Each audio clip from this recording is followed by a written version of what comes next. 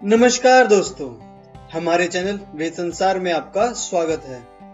तो दोस्तों, आज हम अपने वीडियो में आपको बताएंगे वट पूर्णिमा व्रत पूजन विधि, महत्व और कथा के बारे में। दोस्तों, जहां एक और वट सावित्री व्रत ज्येष्ठ माह की अमावस्या को मनाया जाता है, तो वहीं इस ज्येष्ठ माह की पूर्णिमा को मनाते हैं, जिसे वट पूर्णिमा व्रत भी कहते हैं। हालांकि दोनों व्रत के पीछे की जो पौराणिक कथा वह लाभ एक जैसी है।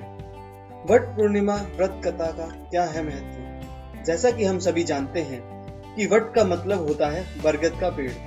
यह पेड़ काफी विशाल होता है। इस पेड़ की खास विशेषताएं हैं इनकी जटाएं जो लटकती रहती हैं। बता दें कि हिंदू पुराणों में ऐसा कहा गया है कि बरगद के पेड़ भगवान विष्णु, ब्रह्मा और शिव वास करते हैं। यही कारण है कि इस पेड़ की पूजा करने से हर सुहागन औरतों की मांग पूरी हो जाती है।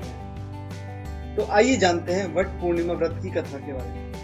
कहते हैं, भद्र देश के राजा अश्वपति के कोई संतान नहीं थी। उन्होंने संतान की प्राप्ति के लिए अनेक वर्षों तक तप किया, जिससे प्रसन्न हो देवी सावित्री ने प्रकट होकर उन्हें पुत्री का वरदान दिया, जिसके फलस्वरूप राजा को पुत्री प्राप्त हुई और उस कन्या का नाम सावित्री ही रखा गया।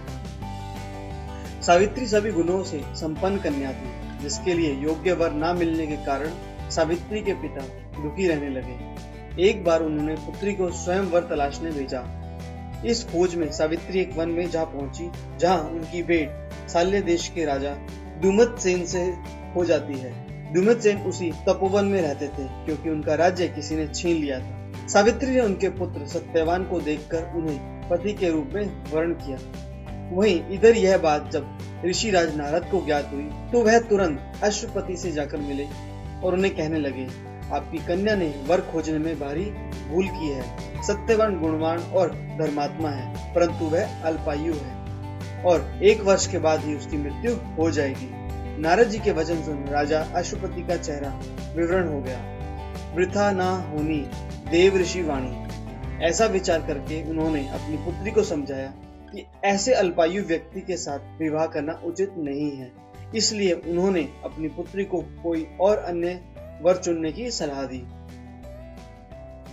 इस पर सावित्री ने अपने पिता से कहा कि हे पिताजी, आर्य कन्याएं अपने पति का वरण एक ही बार करती हैं तथा कन्यादान भी एक ही बार किया जाता है। अब चाहे जो हो, मैं सत्यवान को ही वर रूप में स्वीकार कर चुकी हूँ। इस बात को सुन दोनों का विधि विधान से पानी ग्रहण संस्कार किया गया, यानी कि उनका विवाह कर दिया गया और सावित्री अपने ससुराल पहुंचते ही सास ससुर की सेवा में रत हो गई। समय बदला। नारद का वचन सावित्री को दिन प्रतिदिन अधीर करने लगा। उसने जब जाना कि पति की मृत्यु का दिन नजदीक आ गया है, तब 3 दिन पूर्व से ही उपवास शुरू कर दिया। नारद द्वारा कथित निश्चित तिथि पर पितरों का पूजन किया। नित्य की भांति उस दिन भी सत्यवान अपने समय पर लकड़ी काटने के लिए चला गया, तो सावित्री भी सास ससुर की आज्ञा से अपने पति के साथ जंगल में चलने के लिए तैयार हो गई। सत्यवान वन में पहुंचकर लकड़ी काटने के लिए पेड़ पर चढ़ गए। पेड़ पर चढ़ते ही सत्यवान के सिर में तेज दर्द होने लगा। वह व्याकुल हो उठे और पेड़ से नीचे उतर आए। सावित्री अपना भविष्य समझ गई तथा अपनी गोद का सिरहाना बनाकर अपने पति को लिटा लिया। उसी समय दक्षिण दिशा से अत्यंत प्रभावशाली महिषारूढ़ यमराज को आते देखा।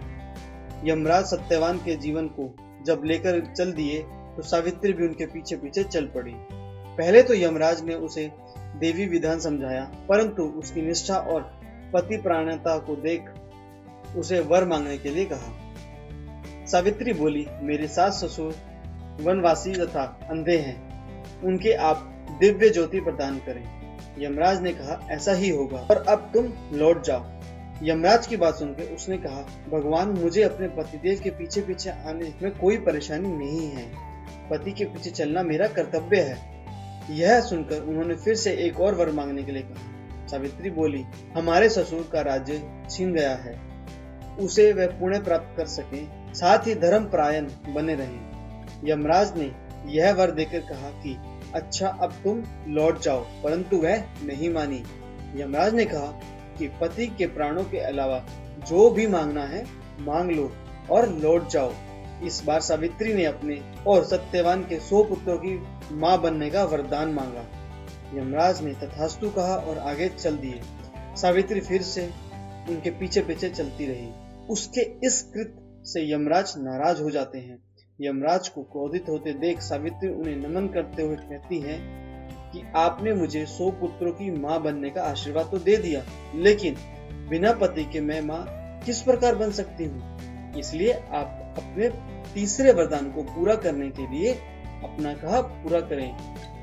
सावित्री की पतिव्रत धर्म की बात जानकर यमराज ने सत्यवान के प्राण को अपने पास से मुक्त कर दिया। सावित्री सत्यवान के प्राण लेकर वट वृक्ष के नीचे पहुंची और सत्यवान जीवित हो उठ बैठ गए। हर्षित होकर दोनों अपनी राजधानी की ओर चल पड़े। वहां पहुंचकर उन्होंने देखा कि उनके माता पिता की दिव्य ज्योति प्राप्त हो गई है। इस प्रकार सावित्री सत्यवान चिरकाल तक राज्य सुख भोगते हुए वट सावित्री व्रत करने और इस कथा को सुनने से उपवास के वैवाहिक और जीवन साथी की आयु पर किसी प्रकार की कोई संकट आया भी तो वह जल्द ही टल जाता है। तो सभी नमन करके कहिए ओम जय श्री सावित्री देवी नमो नमः। तो दोस्तों आगे जानते हैं हम कैसे मनाया जाता है वट पूर्णिमा व्रत। इस व्रत का महत्व करवा चौथ के समान होता है। वट पूर्णिमा के व्रत में कई लोग 3 दिन का उपवास रखते हैं। हालांकि 3 दिन का व्रत रखना काफी मुश्किल होता है, इसलिए पहले दिन महिलाएं रात को खाना खा लेती हैं, वहीं दूसरे दिन वह फल फूल खा सकती हैं और तीसरे दिन पूरे दिन का व्रत रखना अनिवार्य होता है। बता दें कि रात में पूजा के बाद यह व्रत पूरा होता है। इस खास दिन महिलाएं एक नई नवेली दुल्हन की तरह अच्छे से साज श्रृंगार करती हैं। तो आइए जानते हैं क्या है वट पूर्णिमा व्रत की पूजा विधि।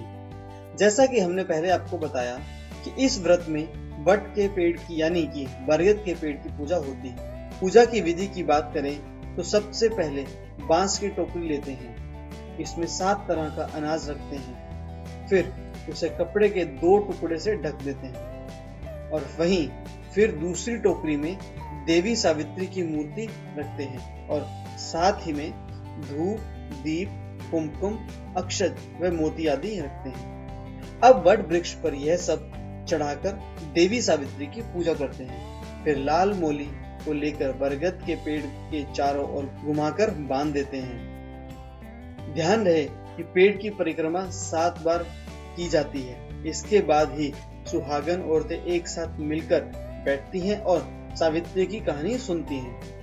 यह सब करने के बाद ब्राह्मणों को जरूरत की चीजों का दान किया जाता है और गुड़ व चना का प्रसाद सब में बांटा जाता है और खुद भी खाया जाता है। बताते चले कि वट सावित्री और वट पूर्णिमा व्रत दोनों का महत्व एक ही है, बस दोनों को कुछ दिन आगे पीछे मनाया जाता है।